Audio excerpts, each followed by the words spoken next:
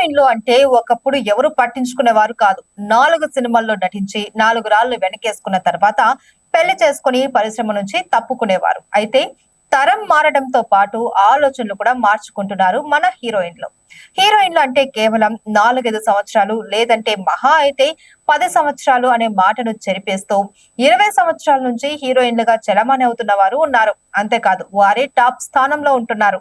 అటువంటి వారి జాబితాలో నయనతార, త్రిష, తమన్నా, సమంత, కాజల్ లాంటి వారు నిలుస్తున్నారు. అంతేకాదు హీరోలకు ధీటుగా హీరోయిన్లు పారితోషికాలను తీసుకుంటున్నారు.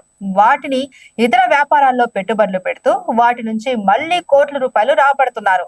రోజు రోజుకు ఈ హీరోయిన్ల ఆస్తి విలువ భారీగా పెరుగుతూ వస్తోంది. మన దక్షిణ భారతదేశంలో అత్యంత సంపన్నమైన హీరోయిన్ ఎవరు అంటే నయనతార అని ఘంటాపథంగా చెప్పొచ్చు. ఇప్పుడు ఆమె ఆస్తుల విలువ దాదాపు 300 కోట్ల పైన ఉన్నట్లు తెలుస్తోంది. ఒక్కో సినిమాకు 10 నుంచి 12 కోట్ల వరకు పారితోషికం తీసుకునే నయనతారకు కేరళ, ముంబై, హైదరాబాద్, చెన్నై లాంటి దేశంలోని ప్రధాన నగరాలలో 100 కోట్ల విలువ చేసే లగ్జరీ ఇళ్లు ఉన్నాయి. దక్షిణాదిలో అత్యంత ఖరీదైన హీరోయిన్ల జాబితాలో 2వ స్థానంలో నిలిచిన అనుష్క నికర ఆస్తుల విలువ 135 కోట్ల వరకు ఉంటుందని తెలుస్తోంది.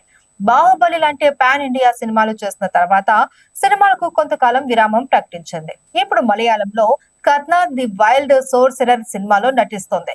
ఒక్కో సినిమాకు ఆమె 5 కోట్ల పారితోషికం తీసుకుంటుంది. 20 ఏళ్ల నుంచి టాప్ హీరోయిన్ గా రాణిస్తున్న త్రిష ఒక్కో సినిమాకు 6 నుంచి 10 కోట్ల వరకు పారితోషికం తీసుకుంటుంది. ఇప్పుడు ఆమె ఆస్తుల విలువ 100 కోట్లు ఉంటాయని అంచనా వేస్తున్నారు.